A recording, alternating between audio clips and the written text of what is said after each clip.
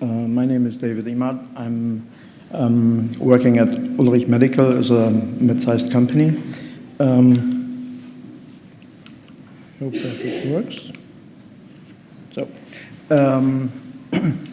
I have prepared a short presentation concerning the implementation of UDI. The presentation contains the introduction of the company and will end with some key factors regarding the implementation. Let's start with the company profile. The legal name is Ulrich Medical or Ulrich Limited. We are located in Ulm, in the south of Germany. It's a traditional, independent, family-owned company. We are on the market since 1912. This means over 100 years. The trademark is Ulrich Medical. We are on the medical technology branch. This means we develop our products by ourselves. We produce them, and we take the sales part as well. The location, as said, in Ulm, in the south of Germany, and we have a subsidiary in the US, in Chesterfield, Missouri. The division, we have 3 divisions. Spinal systems, this means implants and additional devices, contrast media injectors, and the third division is the surgical instrument, and it includes also the tourniquets. The sales structure, in Germany we have a direct sales and exclusive distribution partners worldwide. We are acting in 15 countries actually. The number of employees, we are by around 330 employees. The rate of trainees around 7%, and the revenue in 2016 was around 76 million euro. UDI. So I thought, or as you may expect, I wouldn't stay here to narrate you a story that the project has failed at the end. Therefore, I decided to go on a reversed mode through this presentation. This means I will start with past. Yes, we have implemented the project successfully, but the question is what we had to do, how to achieve a good result or the success by implementing the UDI. And as we have learned from Melissa Finotti, that the organizational part, master data, and all these things are very, very important. The same experience we did as well, but I will take more care with my presentation to the technical part. And we start with a major, or let's see, the most important statement. The less step your process manually adapt, the more efficiency you may achieve. This was our aim. This is what we had to achieve and to successfully implement. And to do this, you need a full automation by using an M2M solution. M2M means machine to machine, to submit the data to the FDA on time. This includes automatic data merging, as well as the submission of amended data. This means the master data are always subject to changes, and these changes should be automatically also submitted to the FDA, as well as new items. Maybe you produce new items and introduce them to the market, and this should be also automatically happen. And to receive and adapt the SIN. The SIN is, on a technical wise, is a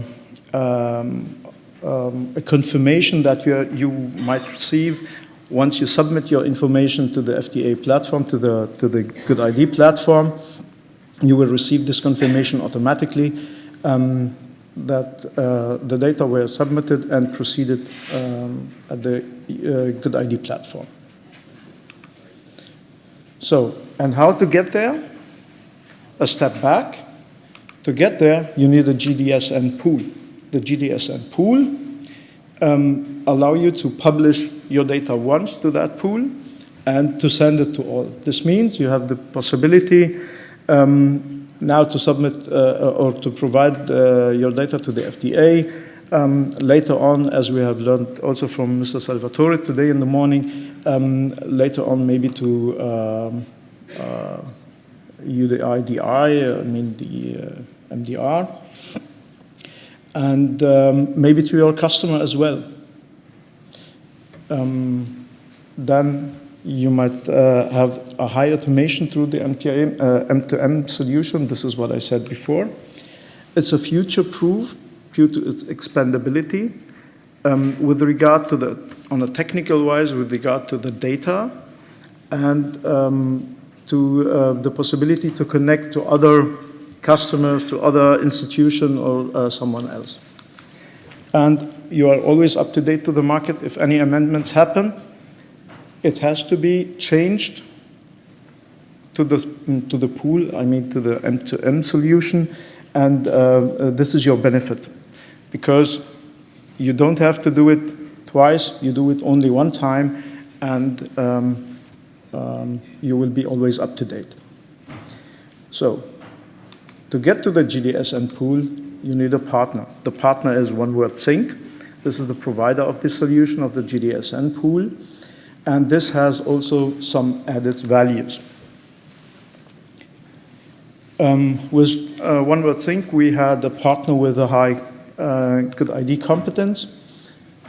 You are the most flexible supplier because you can submit your data in XLS, this means in Excel, XML, in HL7, in whatever. They have the possibility to proceed your data in the way needed. It suits our limited budget because we are a mid-sized company. We are not earning billions and millions, so we have a limited budget, and even in this case, it was the right decision. Trustworthy process, I mean with regard to the privacy shield, to data security, and these issues. Also here we had a partner that take care about these points. And at last, it was really simple to implement as well as fast. We had, like always, some time pressure, and in this case it was very helpful to go through a third party. So, and how comes that we decided to go to the GDSN solution with OneWordThink?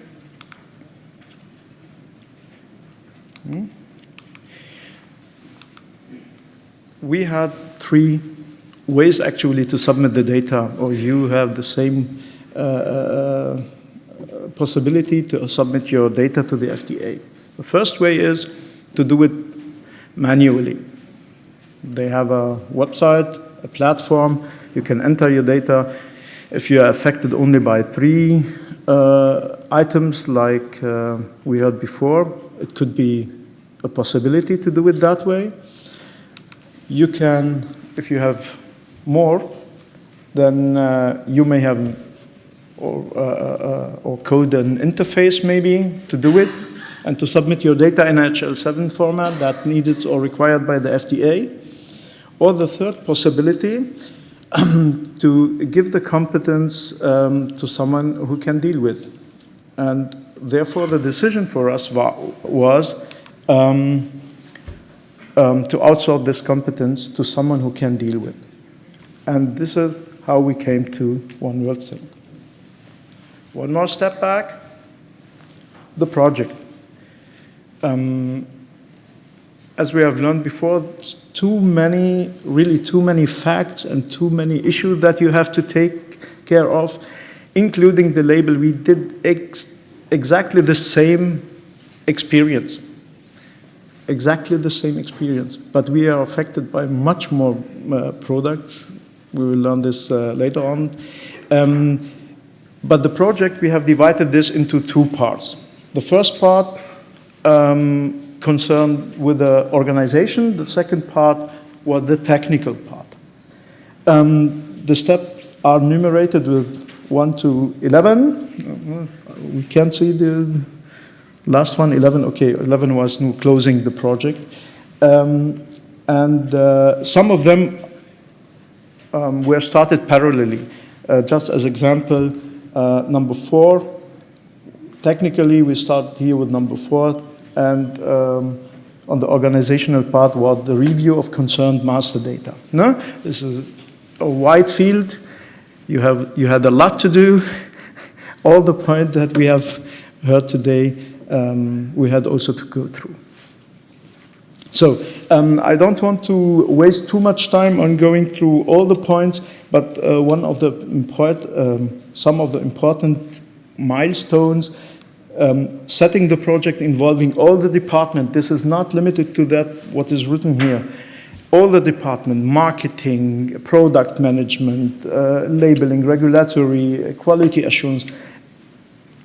You had to set really a wide project involving all of them, because you might forget a small point maybe, but with the major influence on your result. Then, yes, we did a workshop with one more thing to identify what we had to do. On the other side, technically, we had to integrate some requested fields and information to our ERP system. We didn't have all the master data in one system. We had also some Excel sheets here and there, and we had also to collect them all together and push it into one system. From the FDA, there are some tests, or 4 tests actually, that you have to pass through before you get access to the Good ID production platform, so where you can submit your data, your final data, and technically also coding the M2M solution, because you have to code an interface that can send full automatically the data to the GDSN pool, and to match also the data. This means merging what is already published and what still have to be published. So this is in brief the project. And now the question.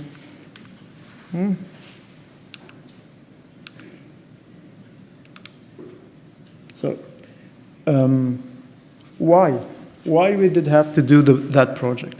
Why it was necessary to involve almost every department in the company? Because we had a challenge. The challenge in this case was the UDI. The UDI in 2007 was signed into law, and with the intent to improve the patient care actually. But this had a challenge, or the challenging rule was that we, all affected producer, manufacturer, has to submit this information or values of information to the Good ID platform. And the submission was phased in 3 or 4 phases according to the device classes. This is what the EU institution will do as well. In this case, in phase 1, which started in 2004, the submission phase, I mean the first time that you had to submit some data to the Good ID platform, we were affected by around 200 items to be published. A year later, additional 1,000 items. We have a large portfolio.